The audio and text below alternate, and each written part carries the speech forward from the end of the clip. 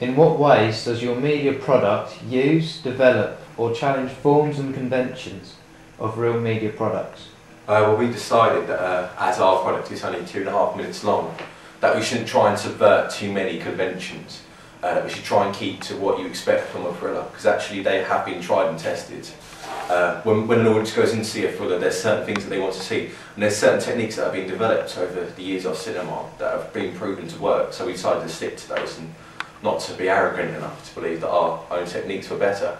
But at the same time, you don't want to keep exactly to the conventions of a thriller. You want to try and subvert them subtly, or just try and show them in a new light, which is what we tried to do. How are archetypes used?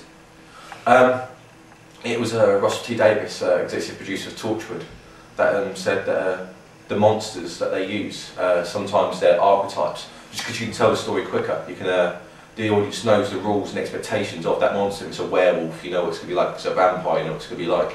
And we use the same with characters, actually.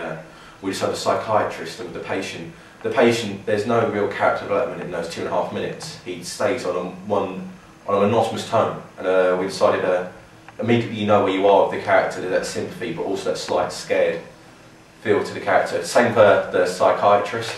He's quite condescending, quite adult. We wanted that with him. We wanted that division there, because the moment you establish that the character is quite young and the other character isn't, then immediately you create tension between the two. And the moment that tension starts is what the product really thrives off on. So we want to establish that as quickly as possible. Was Stephen Moffat an influence? Yeah, actually he was. He's the executive producer of the BBC programme Hyde, and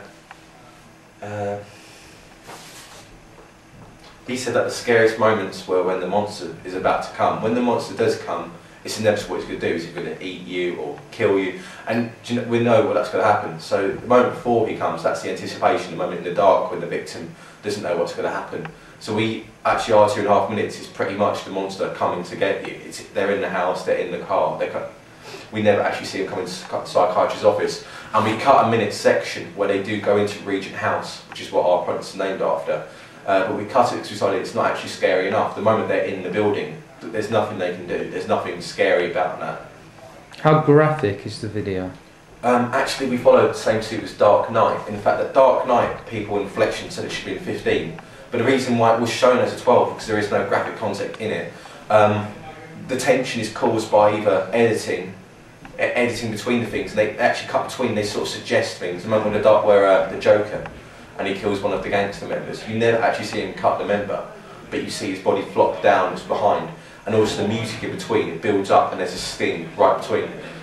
We use the same technique. You never actually see any blood, you never actually see any violence at all. None of the characters ever meet, so there wouldn't be. But we tell a few music and a few the actors actually doing stuff to the house. That almost implies that they could do that to people, and that created tension. Thank you very much, Tim. No problem.